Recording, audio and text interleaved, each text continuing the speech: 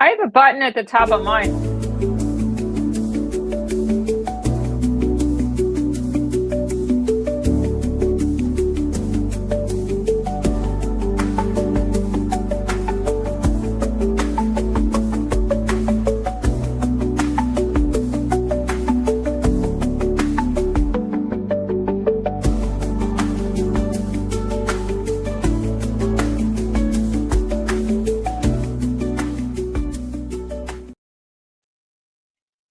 Hi, and welcome back to It's Not Rocket Science, 5 questions over coffee.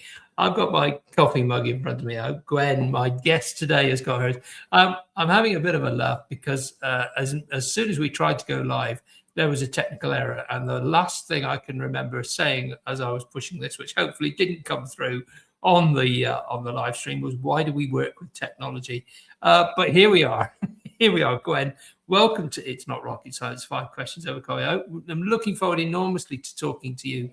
Gwen is a really inspiring leader. She works with, she's a former scientist. She's got a very impressive PhD, and she now works with leaders in scientific and organisations like that, helping them to take the knowledge that she's got from transitioning from being a scientist to being a business leader and helping them do the same. So I'm really looking forward to the talk today, the discussion today. So Gwen, welcome to It's Not Rocket Science, 5 questions over coffee. Thanks so much, Stuart. It's great to be here today. Look, I've just given you the build up. So perhaps you better clarify for us exactly, who is the leader you're trying to help? What is it that you bring to them and try and help them to understand that's perhaps different to their other life when they're trying to lead a business? Yeah. So I actually was really struck by the title of your podcast, which is "It's Not Rocket Science," because that I work with rocket scientists who have become, or other brilliant scientists and engineers, everything from PhD biologists to aerospace engineers, AI designers, you name it, those folks who are highly trained as technical experts, who then, through no fault of their own, end up as leaders. Either they're trying to accomplish things as leaders, they end up heading a group, and those leaders need to so my ideal client is our leaders or organizations that have these rocket scientists, and those rocket scientists are key to the success of those organizations. So in practice, I work with growth stage biotechs and tech companies, government research labs, defense contractors, big pharma R&D groups, any place where technical leaders are essential for success, any place where you have these rocket scientists who are promoted into these leadership positions and need to now accomplish work through teams. And what is it about being a scientist which somehow doesn't quite prepare you? And I know the feeling myself as somebody that's gone through this. Doesn't quite prepare you for the business of leadership. What is it they've tried to do? What is the thing which they've been doing but somehow hasn't worked for them before they seek some expertise in somebody like yourself? Yeah, I think one of the biggest challenges when you are a technical expert is just not realizing how different leadership is, right? And that's why I love the name of your podcast. It's not rocket science, right? Both, you often use that phrase, not rocket science, to mean it's not difficult, which I think we would all agree leadership is hard, because otherwise you wouldn't have as many bad leaders out there as we have. Yeah. But that thing is it's not rocket science. It's not technical, right? Typically, the technical experts are promoted into leadership positions based on that technical or subject matter expertise. But then all of a sudden, suddenly, you become around, the best scientists and engineers become responsible for motivating and aligning teams. So, for example, a deadline is shortened and everyone in the group is complaining, right? That's not rocket science, but you need to be able to do that to accomplish rocket science. You need to navigate different conversations. For example, you have an underperformer And again, it's not rocket science, but you can't have underperformers if you're going to make, rockets or technology or science. You can't have that. So how that's a different skill set. Influencing across the matrix, right? Most scientists and engineers, they're not working on their own. They're working across an organization, across cross-functional teams, and they need to get things done and not report to them. So that challenge is going from this technical expertise, which is very logical, all of a sudden walking into a very different set of expectations and needs around leading a group, influencing, negotiating, etc., that are fundamentally different skills. And I think that is often what is overlooked is that just because you're smart doesn't mean, just as you're smart at solving technical problems, doesn't mean that there aren't things that need to be learned about leadership. And sometimes that learning is a blind spot, isn't it? Because having spent a life being a technical expert and sometimes being lauded for that technical expertise, in fact, people looking up to you because of that technical expertise, you don't understand why suddenly having to learn influencing skills is such a challenge. It becomes one of those, well, I just don't understand why things are just not working the way they used to. So do you find that a lot of the time you're dealing with people who are confused as to why what they did yesterday isn't working for them today? Absolutely. It can be baffling. And one of the questions many technical experts have is, why was that person promoted and not me, right? Why are these people not doing? I was just talking to a leader last week who's like, I don't understand why everyone in my group science isn't the most important thing to them. It's the most important thing to me. And so I don't understand why it's not the most important thing to everybody else. I don't understand why those investors don't understand this data. It's so clear, why are they not investing, giving us support for this when it's so obvious what this data says? So, or it's, why is the team not performing when we need them to? So absolutely, there can be this confusion. And then one of the common mistakes is trying to apply the existing skill set for solving problems to these people problems. And so you want to come at it like, well, I'll just logically explain to my team why they need to do this. And then it doesn't work. And they're like, but I just explained logically why we should do this. And not realizing the complexity of leadership, of all of the non-logical features that go into somebody's decision and the dynamics of the team, and how you need to be able to navigate that as well to be a successful leader. Yeah, sure. And it's something that I think it's often not just the technical, it's not just relearning those sort of skills that haven't been taught before, but it's also having to understand that the technical skills now have to be passed to somebody else to do, doesn't it? The letting go, because you're now to lead an organization, but you can no longer be that bottleneck. The one person understands all of the technology. That can often be another bottleneck that such leaders need to sort of understand how they pass that knowledge down.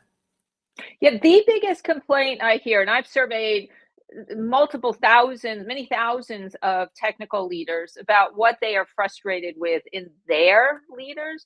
And the number one complaint is micromanagement. Yeah. And micromanagement, I truly believe, comes with the absolute best of intentions. It's a desire, because science and technology require precision. And you can't fluff around or massage things. It has to be done correctly. And so when you were a leader, when you were an individual contributor, you would just make sure everything got done to your standards, and you'd stay late if you needed to. You would just work until it got done to the quality you thought it should be. And then you become a leader, and all of a sudden, if you make that decision to have everybody do it to the quality level you're used to and just work late, you're making decisions for a group of people, not just for yourself, and that can have implications. But secondly, I think it's often not appreciated just how challenging delegation is when it is complex and when that quality precision needs to be maintained. So how are Yes. you supposed to find the time to train someone to do it? How do you know whether to trust them? So the good news is there are specific skills, specific ways of doing this that technical leaders can learn that will make it much better for them and for the reports to get work done and not have to do everything themselves. There's a real tendency to just try and do it themselves because they want to And make sure it gets done well.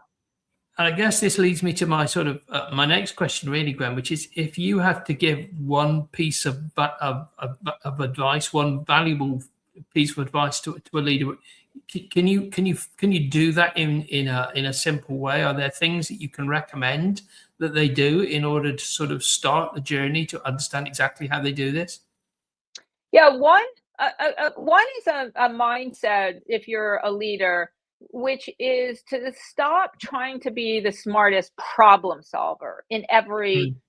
circumstance or every conversation and start asking better questions. And this is actually very relevant to delegation because you don't necessarily need to tell them exactly how to do things if you have the right questions to ask them. You ask them questions like, for example, how are you planning to do this? And that sounds really obvious, but without explicitly suggesting this, most of us don't do that. We just assume they either understand or they don't. Instead of getting more information about how the person we're delegating to plans to accomplish something, or just in general asking questions about what other people's intent is, what are you trying to accomplish here, asking the group what are our assumptions, even asking questions like what am I missing to folks. And asking questions is powerful. First of all, you learn more, right? You get better ideas and learn more. So that's just a basic. It also can really help to leaders have to make a lot of decisions. And it can really help with decision overload for leaders. It can help distribute some of those decisions. But it also has this wonderful and surprising effect of getting more engagement and building stronger team ownership. Your team wants to do a good job, wants to contribute. So when you ask those kind of questions, not only are you learning from them, but they are able to contribute in a way that they feel more, they are more motivated and have more ownership on the project. So we've had a question come in from one of the people that's watching us at the moment, Gwen. I don't know if you can read it there on the screen, but what John wants to know is, do you think it's hard to get leaders to change their mind, to change direction once they've made up their minds? And yeah, that's an amazing question, and I think that really depends on the leader. I certainly have met leaders who struggle with being willing to change their minds. I mean, I've seen leaders across the spectrum. Some, the best leaders are willing to question their assumptions and revisit and look at things again. I've often found sometimes it's the more senior leaders, especially in the small growth companies I've seen, that can sometimes get very stuck in thinking that they're right, despite the evidence. So one of a frequent topic people ask me is how do I influence leaders above me if I don't believe in their decision? How do I influence it? And I'm going to come back to that tip, that suggestion I just made a minute ago about asking questions. One of the most powerful ways to change the opinion of somebody else is to ask them questions and genuine questions, not challenging. Well, ask them, why did they choose? Like if you think they should have chosen A and they chose B, you know, ask them, why did you choose B? Really want to understand your reasons. And sometimes you can see they actually have some very good reasons. Sometimes you see that there's a flaw in their thinking. And so you have the possibility of saying, well, actually, the data doesn't suggest that. You're relying on an old set of data or an old set of conclusions that we have moved on from. So yes and no. One of the hardest places for a leader to change their mind is in front of a group. So you're much Mhm. better off, if you want to change a leader's mind, to have a one-on-one conversation, to go at it with respect and questions, assume they probably had a good reason for it or good reasons, and try and get beneath what their reasons are so you can uncover whatever might be a disconnect with that. But yes, that can be a real challenge when you see a leader in a making a decision that you don't agree with and they won't change their mind. Sometimes they have information you don't have. I remember there have been times in my career where a leader made a baffling decision, and it was only later that I found out, a senior to me, that they had information, knew something that I didn't, and I failed to recognize I was just missing some of the information. And thank you for that question, John. You may be watching this on repeat, thinking, I would love to have asked Gwen a question when she was live. So if you do have that, please drop a question in the comments below. Gwen will be looking out for any comments, and she will come back and she will answer them. Or if she doesn't, I will point them in the direction to make sure that Gwen does it. So if you haven't had your question answered live, make sure you drop one in the comments below us, and we will come back and answer those questions, because when you've got somebody with the sort of expertise and skill set that Gwen's got, take advantage of that when she's giving up free time in order to answer these questions. So thank you for that question, John. Really appreciate it. And do you want to give us a little bit, Gwen? How did you get from what you were doing as a biologist? Give us a little bit of that, but how did you get from that to what you're doing now? So yeah, so Stuart, I was trained a PhD scientist at MIT, did bench work, and at some point I realized the academic track was not my passion. It wasn't how I wanted to pursue it, and it took me a while to realize that one of the ways I am still a scientist at heart, and one of the things I became very aware of is that scientists, engineers, and no one essentially these days does their work entirely on their own. We are all working in groups, right? We're at the minimum, we're sharing data, we're sharing information, we're sharing equipment, we're sharing resources, we're sharing space, etc. As soon as you have a group performing a task or interacting interdependent with each other in any way, you start to have leadership issues. And what I saw when I began was that scientists and engineers think differently in many ways than many other folks. They're more logical, they're more fact-based, they want to know the reasons why, they want to have specific practical suggestions for how to accomplish them. And as a PhD scientist out of MIT and having had leadership experience, I realized this was a way that we could make a significant impact on science and improve the practice of science and technology, because they're very, very, they're obviously different. There are many overlapping issues there, that we could improve the practice of technology and science through better leadership practices that are targeted for specifically for working in a technical environment. So for example, there are many common solutions like build trust. And I'm like, you can't, if you tell a scientist or engineer build trust, it doesn't have meaning, right? Because none of us, first of all, it's not a well-defined term. Secondly, that doesn't involve specific suggestions. So I realized I had a unique perspective here of being a scientist and also being trained in leadership, and being able to bring that message so that we could have better science and technology, and which will benefit us all. And I do believe it is having an impact in how we practice science and technology for the better. I know we've got a shot on screen of your book that you've written, and I know this is, and we will put a link to Gwen's book. But Gwen, do you want to give us just a highlight of what you tried to capture in your book before we come to another question from John. Oh yeah, so the book is Leadership for Scientists and Engineers. It came out about last year, and it is designed specifically. My goal here is that any scientist or leader who through no fault of their own ends up in a leadership position, that somebody hands them this book so that they understand what the expectations are.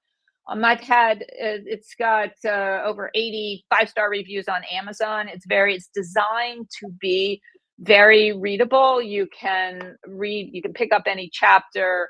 That's how I like to take in information. There are many specific suggestions, many examples, many specific things to say and do in certain situations, but also perspective as to why certain things are important when you are a leader that are different than being an individual contributor, and why you have to think about it differently, why you have to learn new skills. What are some of the, communication? It's different when you're a leader.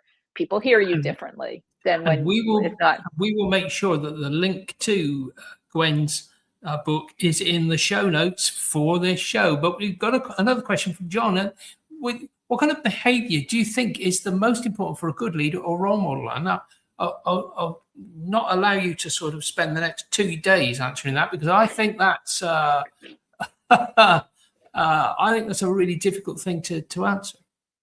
Well, I think it's partly dependent on the organization, what you're trying to accomplish. So if you're at a senior level in an organization, if you're at a CEO, some of the things you need to model are making sure to motivate the employees, making sure everybody knows and aligns around what is important for that organization.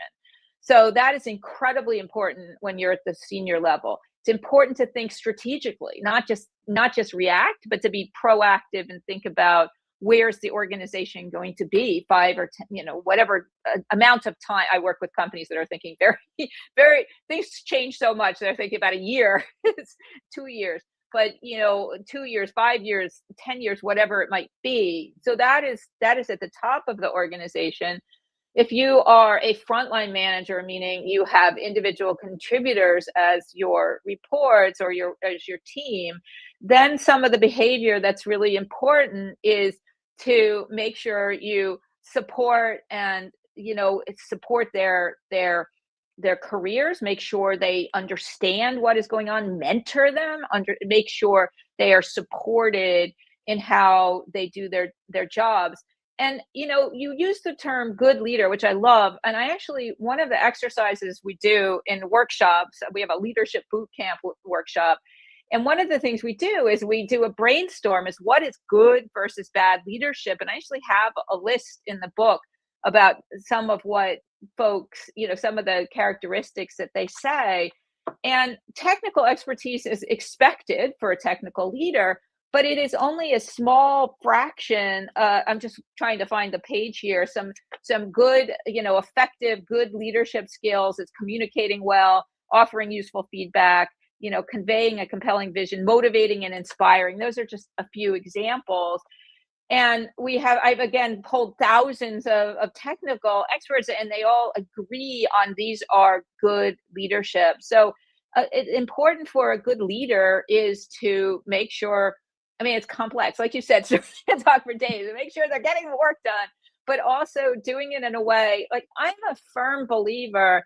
We sometimes think that leadership either has to be like, I have to be firm and unpleasant, or I have to be so nice, but things don't get done. And I'm like, no, I don't. I think you can be both fair and firm, get things done, but also have teams and groups really excited about the work, right? In fact, most people are motivated to do a good job. Like that is their biggest motivation. If you're in a science or technical group, the folks in it, most of them are incredibly motivated by doing a good job.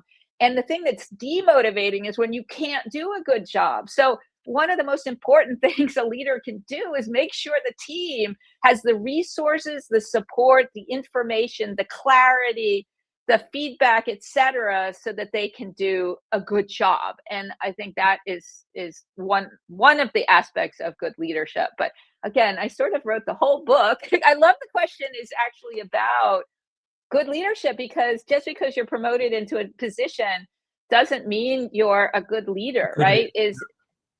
Right? Just because you're the CEO, just because you're the founder, just because you're an entrepreneur, doesn't mean you're director, VP, whatever you are, your title doesn't mean you are good at what you do. And I think that's important to remember, right? It's not just your title, it's how good are you actually at being a leader. Brilliant. Gwen, I've got one question left, really, and thank you once again, John from Holland, for asking those questions. And I really appreciate you putting them in the comments.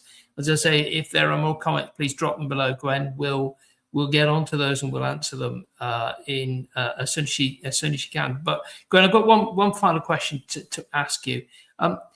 You must be thinking at the moment, this has been an interesting discussion, but he hasn't asked me that one killer question, which actually is sort of the real question that everybody should ask me, somebody who understands how you make great leaders of scientists and people who have a background as being a great technical expert. So I'm going to have to be honest, I don't know the question. So therefore, I'm going to have to ask you, what is the question I should have asked you? And once you have told us what the question is, you better answer it for us as well. Sure, excellent. And I love that question. And the question I was thinking about here was what separates technical leaders who plateau or aren't great leaders from those who become truly excellent transformational leaders. And I think there are two aspects of that. One is a willingness to learn, and the second piece is intentionally developing those leadership skills.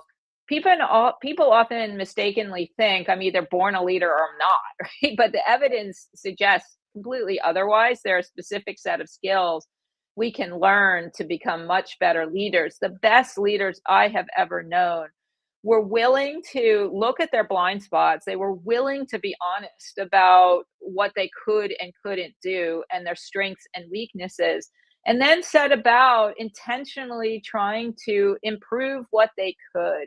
And so the best leaders, honestly, I have seen will sit in, sometimes I'm working with a group of leaders who have just transitioned, technical folks who have just transitioned to leadership. And I've often had CEOs in those rooms and just sitting there listening and trying to figure out, do I have any gaps, in my knowledge that I can fill in here? And some of the worst leaders I've seen, or the ones who plateau, should I say, are ones that I'm like, they're above learning about leadership because they think well, I'm the VP, so I must be good, right? Because that's what my title is. So I must have done things right. And all I can think of is, as a scientist or an engineer, or just as a curious person, it's like, can we do it better, right? Do we want to be satisfied with what we have? Just because you've achieved what you have doesn't mean you couldn't do it better. And so constantly questioning what could be better. And part of that is being willing to listen to feedback. Brilliant. Gwen, I've got to thank you very much for spending a few minutes with us and doing this. One quick thing from me, if you would like to hear about the sort of people that we get onto this show and come on and talk about these things. I mean, these people are giving up free time and giving you free advice. And frankly, who doesn't want somebody to do that? So if you'd like to do that, just go to the link that's on screen now, www.systemize.me/subscribe. There's a simple form there. It asks for two things: your first name, your email address. That's all it'll do. And then once a week, you'll get an email from me saying who's coming up on this show so that you can do, as John did during today, ask live questions of people like Gwen and get live answers to their questions. And who doesn't want somebody helping you do that with your business problems?